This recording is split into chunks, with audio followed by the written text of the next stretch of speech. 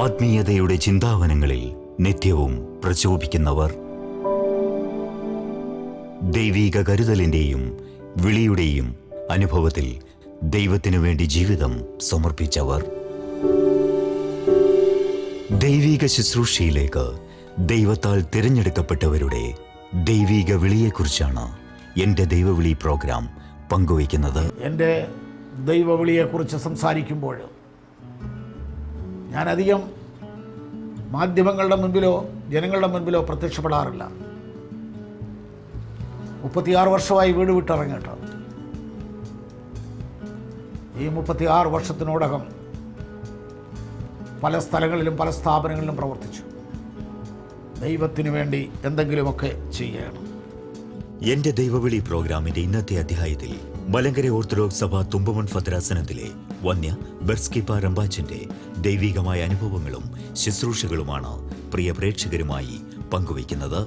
Malankara orthodox സുറിയാനി സഭ തുമ്പമൺ ഭദ്രാസനത്തിന് കീഴിൽ Pathanamthitta മാക്കാങ്കുന്നിലുള്ള Mar Gregorios Shanthisadanam director, സുവിശേഷ പ്രഭാഷകൻ, ഗ്രന്ഥകാരൻ, നിരവധി ജീവകാരുണ്യ പ്രവർത്തനങ്ങളുടെ സാരഥി എന്നീ നിലകളിൽ ദൈവികമായ ശുശ്രൂഷകൾ തുടരുന്ന വന്യ ബെർസ്കിപ്പ റംബാൻ പന്തളം പൂഴിക്കാട് കുറ്റിയിൽ കുടുംബത്തിൽ നെടിയത്ത് പുത്തൻ വീട്ടിൽ KC ജോർജിന്റെയും കുഞ്ഞമ്മ ജോർജിന്റെയും പുത്രനായി 1963 സെപ്റ്റംബർ മാസം 14 തീയതി ജനിച്ചു.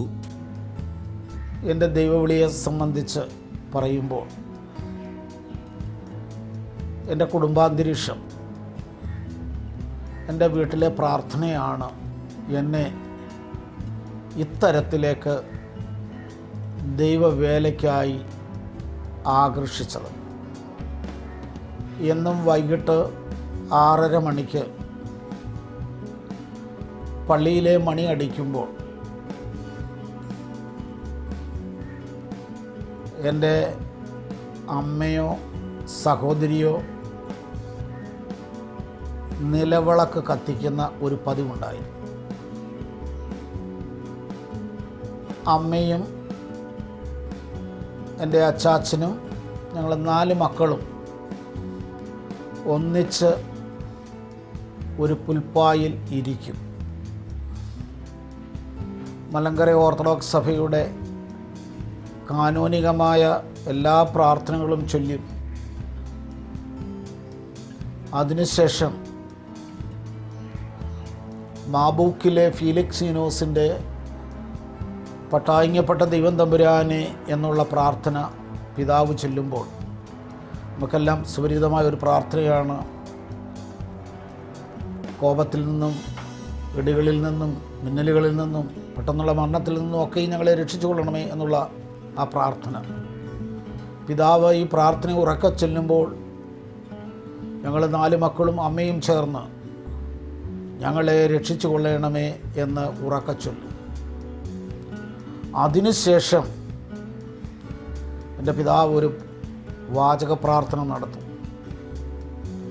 ആ പ്രാർത്ഥന ഇപ്രകാരമായിരുന്നു: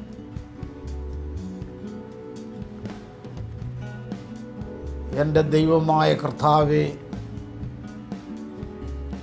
നീ എനിക്ക് ദാനമായി 4 മക്കളെ തന്നു. അതിൽ ഒരുവനെ നിൻ്റെ വേലയ്ക്കായി നീ തിരഞ്ഞെടുക്കണം. അവൻ നിൻ്റെ സ്ലീബായും ചുമന്നുകൊണ്ട് നാനാജാതികളുടെ ഇടയിലേക്ക് ഇറങ്ങിച്ചെന്നിട്ട് ജീവനുള്ള ദൈവത്തിൻ്റെ പുത്രനായ മശിഹ നീയാണ് എന്ന് ഉദ്ഘോഷിക്കുന്നത് കേൾക്കുവാൻ എൻ്റെ ചെവികൾക്ക് കേൾവിയും എൻ്റെ കണ്ണുകൾക്ക് ശക്തിയും തരയണമേ. ഞാനൊരു പുരോഹിതനായി തീരുന്ന ദിവസം വരെ എൻ്റെ കൈകളിൽ നിന്ന് വിശുദ്ധ കുർബാന എൻ്റെ പിതാവ് അനുഭവിക്കുന്നത് വരെ എൻ്റെ പിതാവിൻ്റെ പ്രാർത്ഥന എൻ്റെ ചെവികളിൽ ഞാൻ കേൾക്കുമായിരുന്നു. നീ ജീവനുള്ള ദൈവത്തിൻ്റെ പുത്രനായ മശിഹായാകുന്നു എന്ന് നാനാജാതികളോട് നിൻ്റെ ക്രൂശിൻ ചുമന്നുകൊണ്ട്. ഞാൻ പലപ്പോഴും ചിന്തിക്കാറുണ്ട്, എൻ്റെ പിതാവിൻ്റെ പ്രാർത്ഥനയായിരിക്കാം ഞാൻ ഈ കുരിശം ചുമന്നുകൊണ്ട് നാനാജാതികളുടെ ഇടയിൽ ജാതി മതഭേദമന്യേ അശരണരെയും ആലംബഹീനരെയും സംരക്ഷിക്കുന്ന ഒരു സ്ഥാപനത്തിൻ്റെ ചുമതലക്കാരനായി മാറാനുള്ള കാരണം എൻ്റെ പിതാവിൻ്റെ പ്രാർത്ഥനയാണ് എന്ന് ഞാൻ ഉറച്ച് വിശ്വസിക്കുന്നു. മാതാപിതാക്കളുടെ നിരന്തരമായ പ്രാർത്ഥനാ ജീവിതം ബാല്യകൗമാരങ്ങളിൽ തന്നെ രാജൻ ജോർജ് എന്ന വിദ്യാർത്ഥിയെ ദൈവികമായ അനുഭവങ്ങളിലേക്കും ആത്മീയമായ വഴിത്താരകളിലേക്കും ആനയിച്ചു.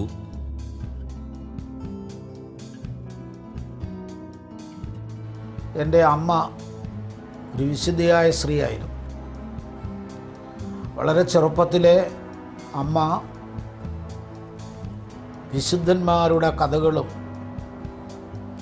എങ്ങനെ ദൈവവുമായി ബന്ധം സ്ഥാപിക്കണം എന്നുള്ളതിന് ചെറിയ ചെറിയ കഥകൾ ഞങ്ങൾക്ക് പറഞ്ഞു തരുമായിരുന്നു.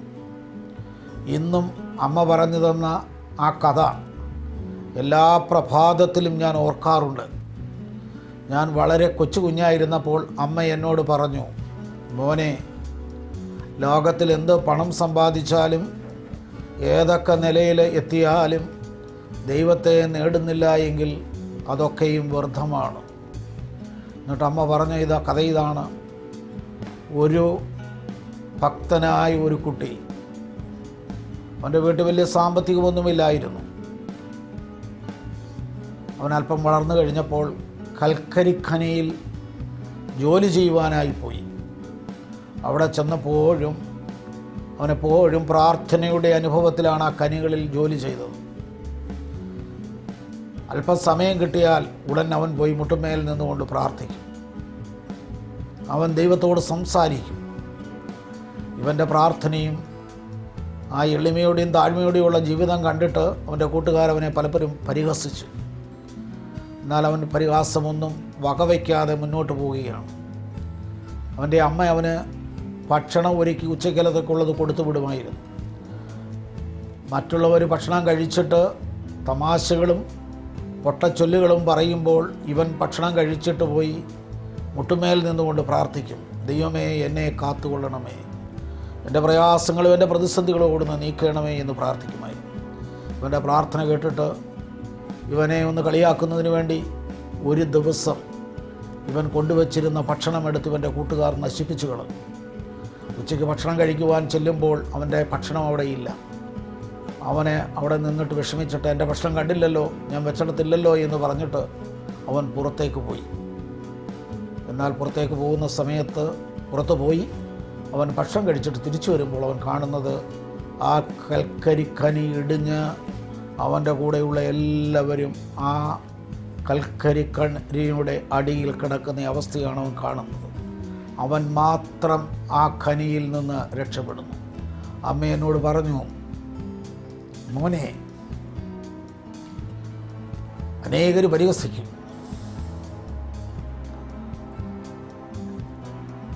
അനേകർ പലതും പറയും, എന്നാൽ ദൈവത്തിലേക്ക് നോക്കണം. ദൈവം എല്ലാത്തിനും മതിയായവനാണ്. അമ്മ പറഞ്ഞു തന്ന വാക്കുകൾ ഇപ്പോഴും എപ്പോഴും കാരണപ്പടങ്ങളിൽ കേൾക്കാറുണ്ട്. അങ്ങനെ ഞാൻ 5 വയസ്സായപ്പോൾ മുതൽ എപ്പോഴും മുട്ടുമേൽ നിന്നുകൊണ്ട് പ്രാർത്ഥിക്കുമായിരുന്നു, ദൈവമേ, നിൻ്റെ ഇഷ്ടം എന്നിൽ നിറവേറ്റണം. അങ്ങനെ വളരെ ചെറുപ്പത്തിൽ തന്നെ കുടശനാട് സെൻറ്റ് സ്റ്റീവൻസ് കത്തീഡ്രലിലെ മത്ബഹായിലെ ശുശ്രൂഷക്കാരനായി. എൻ്റെ ജീവിതത്തിൽ ഒരു ദിവസം പോലെ ഞായറാഴ്ച ആരാധന ഞാൻ മുടക്കാറില്ലായിരുന്നു. Poozhikkad government UP school, Kudassanad NSS high school എന്നിവിടങ്ങളിൽ പഠനം.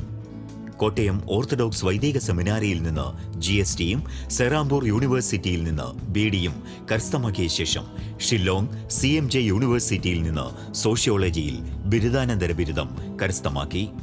1984 സെപ്റ്റംബർ 20 റാന്നി ഹോളി ട്രിനിറ്റി ആശ്രമത്തിൽ അംഗമായി ചേർന്നു.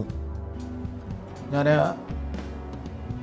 പ്രീ ഡിഗ്രി പാസ്സായി കഴിഞ്ഞപ്പോൾ പന്തളം NSS കോളേജിൽ നിന്ന് BA പൊളിറ്റിക്സ് മേനെടുത്തുകൊണ്ട് പഠിക്കുവാനുള്ള ഇൻ്റർവ്യൂവിനുള്ള കാർഡ് വന്നു. ഈ സമയത്ത് ഞാൻ എന്നോട് തന്നെ ചോദിച്ചു, നിൻ്റെ പ്ലാൻ എന്താണ്, നിൻ്റെ പദ്ധതി എന്താണ്? അവിടുന്ന് എൻ്റെ മനസ്സിൽ പറഞ്ഞു, നീ ഡിഗ്രിക്ക് പോകണ്ട, നീ ദൈവത്തിൻ്റെ വിളി കേൾക്കുക. നിന്നെ എനിക്ക് ആവശ്യമുണ്ട്.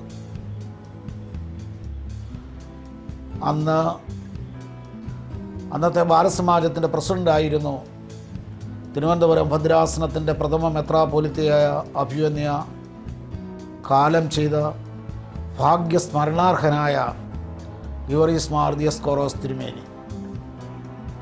KG ദാനിയേൽ സാറ് എന്നെ തിരുമേനിയുടെ അടുക്കിലേക്ക് കൊണ്ടുപോവുകയും തിരുമേനിയുമായി ഞാൻ സംസാരിക്കുകയും ഏതാനും എഴുത്തൂത്തുകൾ നടത്തുകയും ചെയ്ത ശേഷം റാന്നി ഹോളി ട്രിനിറ്റി സന്യാസ സമൂഹത്തിൽ അംഗമായി ചേർന്നു. കുറച്ച് നാളുകൾ മാത്രമേ ഞാൻ ആശ്രമത്തിൽ താമസിച്ചുള്ളൂ. അഭിമന്യ തിരുമേനി എന്നെ കൂട്ടിക്കൊണ്ട് തിരുവനന്തപുരം ഭദ്രാസനത്തിൻ്റെ വകയായിട്ടുള്ള ഇടമുളയ്ക്കലെ VMDM സെൻറ്ററിലേക്ക് കൊണ്ടുപോയി. തിരുമേനി ശനിയാഴ്ച ദിവസങ്ങളിൽ തിരുവനന്തപുരം അരമനയിൽ നിന്ന് ഇടമുളയ്ക്കൽ വരും. ഞായറാഴ്ച ദിവസങ്ങളിൽ തിരുമേനിയോടൊപ്പം ഞാൻ പള്ളികളിൽ പോകും. അങ്ങനെ ഏതാണ്ട് 2 വർഷക്കാലം പൂർത്തീകരിച്ചു കഴിഞ്ഞപ്പോൾ അഭിമന്യ തിരുമേനി തന്നെ വൈദ്യ സെമിനാരിയിൽ നിന്ന് ഒരു അപേക്ഷാഫോറം മേടിച്ചു കൊണ്ടുവന്നിട്ട് എന്നോട് പറഞ്ഞു, ഇത് പൂരിപ്പിച്ച് തരിക, ഞാൻ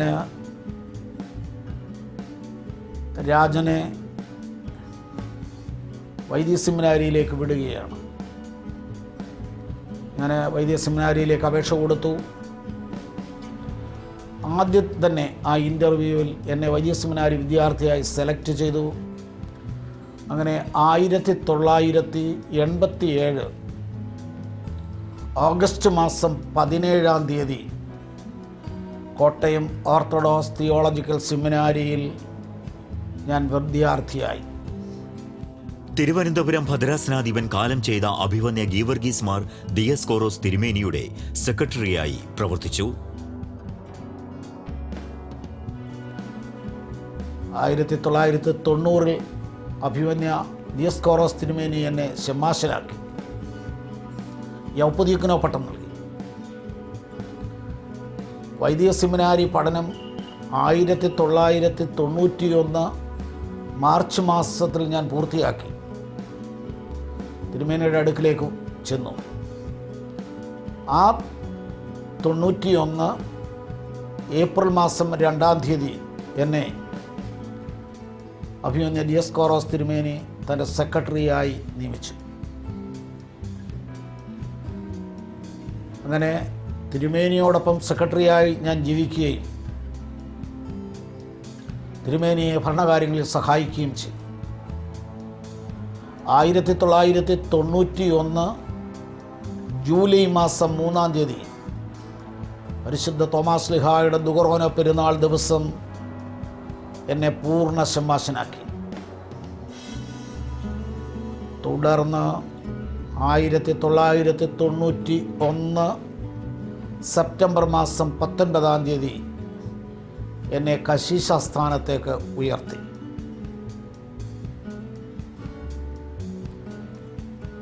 1991 സെപ്റ്റംബർ 20-ാം തീയതി ഞാൻ പുത്തൻ കുർബാന അർപ്പിച്ചു.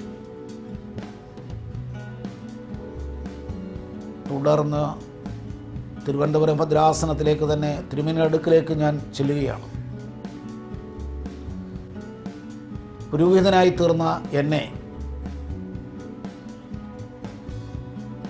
ചാത്തന്നൂരിനടുത്തുള്ള വരിഞ്ഞം സെൻറ്റ് ജോർജ് പള്ളിയുടെ വികാരിയായും അതോടൊപ്പം നെല്ലിക്കുന്നം കൊട്ടാരക്കരയ്ക്കടുത്തുള്ള നെല്ലിക്കുന്നം സെൻറ്റ് ഗ്രിഗോറിയസ് പള്ളിയുടെ വികാരിയായും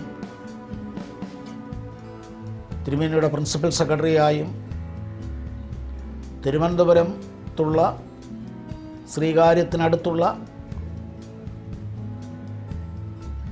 ഹോളി ട്രിനിറ്റി സ്കൂളിൻ്റെ അഡ്മിനിസ്ട്രേറ്ററായും നിയമിച്ചു. തിരുമേനിയോടൊപ്പം തന്നെ അരമനയിലാണ് ഞാൻ കഴിഞ്ഞിരുന്നത്. ഏതാണ്ട് 9 വർഷക്കാലം 91 മുതൽ 99 വരെയുള്ള ആ കാലഘട്ടത്തിൽ ഞാൻ തിരുമേനിയോടൊപ്പം അരമനയിൽ തന്നെ താമസിച്ചു.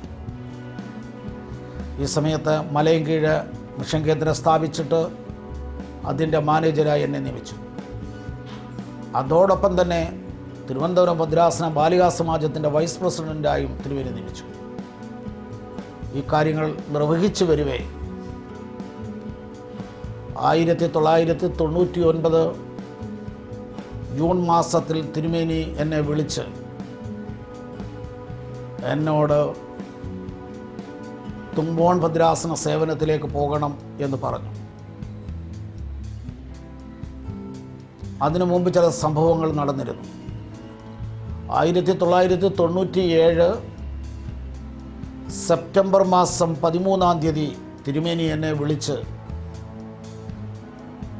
തിരുമേനിയുടെ ആഗ്രഹങ്ങൾ അടക്കിയ ഒരു വിൽപത്രം തയ്യാറാക്കി എന്നെ ഏൽപ്പിച്ചു. ഞാൻ തിരുമേനിയോട് ചോദിച്ചു, ഇന്ന് എന്നെ വിളിച്ച് ഈ വിൽപത്രം എന്തിനാണ് ഏൽപ്പിക്കുന്നത് എന്ന് ചോദിച്ചപ്പോൾ, ഇന്ന് ഈ 13-ാം തീയതിയാണ് എൻ്റെ ജ്യേഷ്ഠൻ ഏഡനിൽ വെച്ച് മരിച്ചത്. തന്നെയുമല്ല, നാളെ 14-ാം തീയതി അച്ഛൻ്റെ ബർത്ത്ഡേ ദിവസമാണ്. അതുകൊണ്ട് ഒരു ബർത്ത്ഡേ സമ്മാനമായിരിക്കട്ടെ എന്ന് പറഞ്ഞുകൊണ്ട് ഈ വിൽപത്രം എന്നെ ഏൽപ്പിച്ചു. ആ വിൽപത്രം ഞാൻ വളരെ സൂക്ഷ്മതയോടും ഭംഗിയോടും ഇന്നും ഭദ്രമായി ഞാൻ സൂക്ഷിക്കുന്നുണ്ട്. ആ വിൽപത്രം അഭിമന്യ തിരുമേനിയുടെ ജീവചരിത്രം ഞാൻ എഴുതുമ്പോൾ വിശ്വാസധീനനായ മാർ ദിയസ്കോറോസ് എന്ന ഗ്രന്ഥത്തിൽ ഇത് ഞാൻ ചേർത്തിട്ടുണ്ട്. 2017 മാർച്ച് 11-ാം തീയതി ബെർസ്കിപ്പ എന്ന പേരിൽ റംബാൻ സ്ഥാനം സ്വീകരിച്ചു. തന്റെ ജീവിതം കഷ്ടതയിൽ കഴിയുന്ന സഹജീവികളുടെ ഉന്നമനത്തിനു വേണ്ടിയും ആശ്വാസത്തിനു വേണ്ടിയും പൂർണ്ണമായും മാറ്റിവെച്ച വന്യ ബെർസ്കിപ്പ Rambachan 2016 August 30-ന് Ranni holy Trinity ആശ്രമാംഗത്വം രാജിവെക്കുകയും മുഴുവൻ സമയവും സാമൂഹിക സേവനത്തിനും ജീവകാരുണ്യ പ്രവർത്തനങ്ങൾക്കുമായി മാറ്റിവെക്കുകയും ചെയ്തു. 2006 ആദ്യം അഭിമന്യ തിരുമേനി റാന്നി ഹോളി ട്രിനിറ്റി ആശ്രമ ചാപ്റ്ററിന് ഒരു കത്ത് കൊടുത്തു. എന്നെ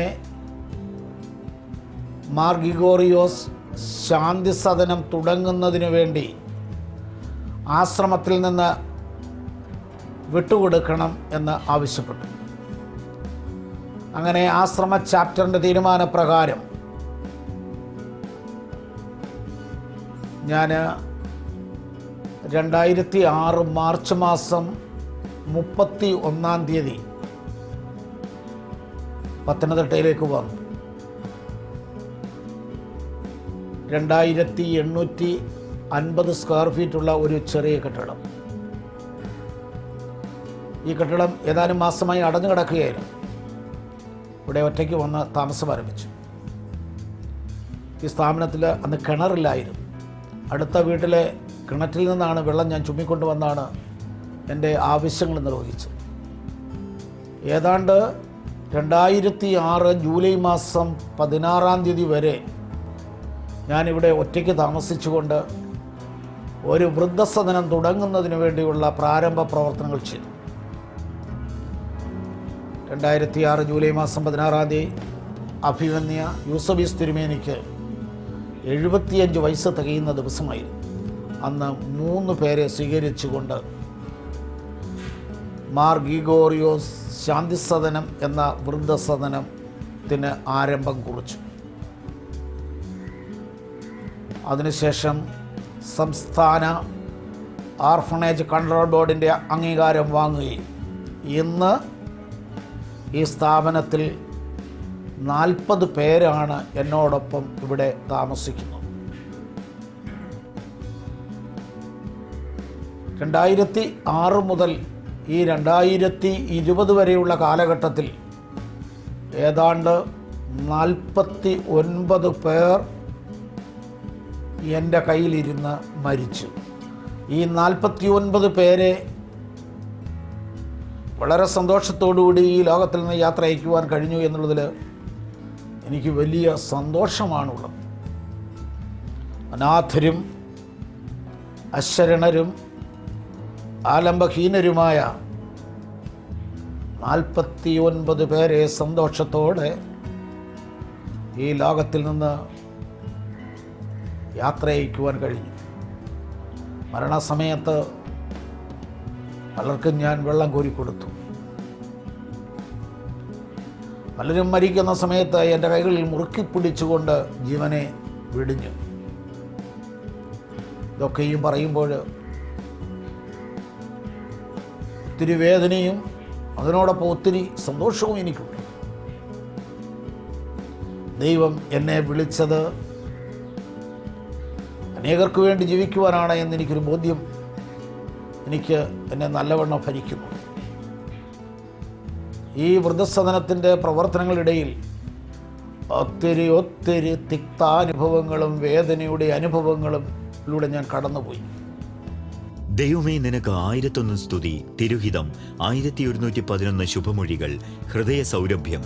വിശ്വാസധീരനായ മാർ ദിയോസ്കോറോസ്, വിശുദ്ധ ദൈവമാതാവിനോടുള്ള 1001 ലുത്തിനിയകൾ, പ്രാർത്ഥനാവല്ലരി, രത്നമൊഴികൾ, തിരുസൗഭാഗ്യം തുടങ്ങി 24ഓളം ഗ്രന്ഥങ്ങളുടെ രചയിതാവ് കൂടിയാണ് വന്യ ബെർസ്കിപ്പ റമ്പാൻ.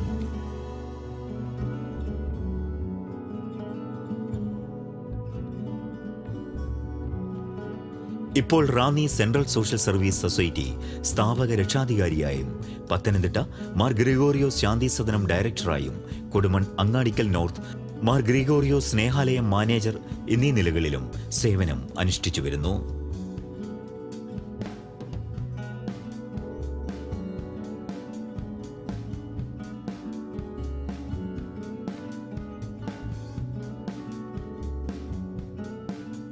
·2011 സാമൂഹിക സേവനത്തിനുള്ള doctor Ambedkar distinguished service national award ലഭിച്ചു.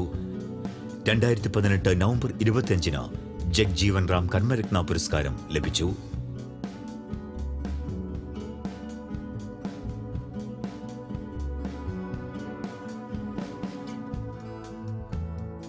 ദൈവികമായ ശുശ്രൂഷ വഴികളിൽ സ്നേഹവും കാരുണ്യവും കരുതലുമായി അനേകർക്ക് ആശ്വാസമായി തന്റെ ഇടയ ശുശ്രൂഷ പൂർണ്ണമാക്കുകയാണ് ഈ നാളുകളിൽ വന്യ ബെർസ്കിപ്പ റമ്പാച്ചൻ.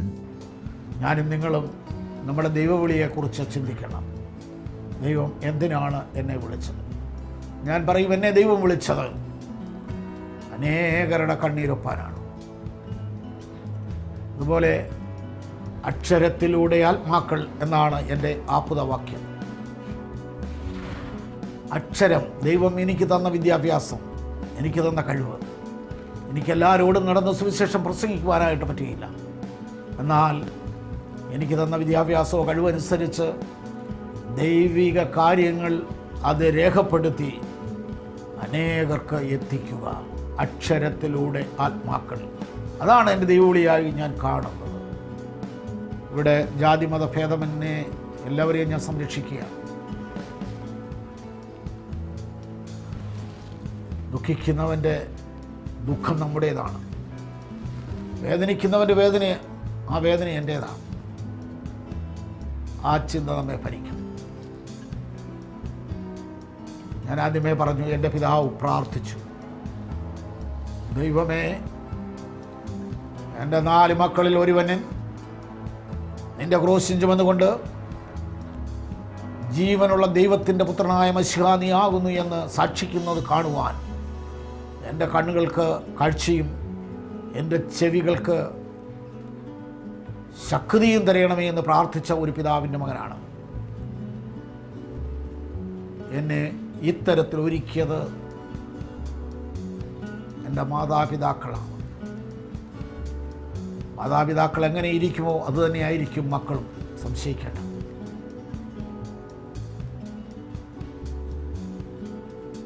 മനുഷ്യനെ മനുഷ്യനായി കാണുവാൻ നമുക്ക് കഴിയണം. ക്രിസ്തു ക്രിസ്ത്യാനിയുടെ മാത്രമല്ല, തൻ്റെ ജനന സമയത്ത് സർവ്വജാതികൾക്കുണ്ടാകാൻ, സർവ്വജനത്തിനുമുണ്ടാകാനുള്ള സന്തോഷം ഞാൻ നിങ്ങളെ അറിയിക്കുന്നു എന്നാണ് മാലാഖമാർ പറഞ്ഞത്. 24ഓളം പുസ്തകങ്ങളുടെ രചയിതാവും സുവിശേഷ പ്രഘോഷണ വേദികളിലെ നിറസാന്നിധ്യവും ജീവകാരുണ്യ ശുശ്രൂഷ മണ്ഡലങ്ങളിലെ സജീവ സാന്നിധ്യവുമാണ് വന്യ ബെർസ്കി പാറമ്പാൻ. ആത്മീയ ശുശ്രൂഷകളുടെ പുതിയ കാഴ്ചപ്പാടുകളിൽ ആത്മീയ ദർശനങ്ങളുടെ നവ്യമായ കാഴ്ചകളാൽ സമ്പന്നമായ ജീവിതം സഭയ്ക്കും സമൂഹത്തിനും സഹജീവികൾക്കുമായി പകർന്നു നൽകി യാത്ര തുടരുന്ന ബെർസ്കി പാറമ്പാച്ചന്റെ ജീവിതം ഒരു സമൂഹത്തിനും സഭയ്ക്കും ആകെ മാതൃകയാണ്.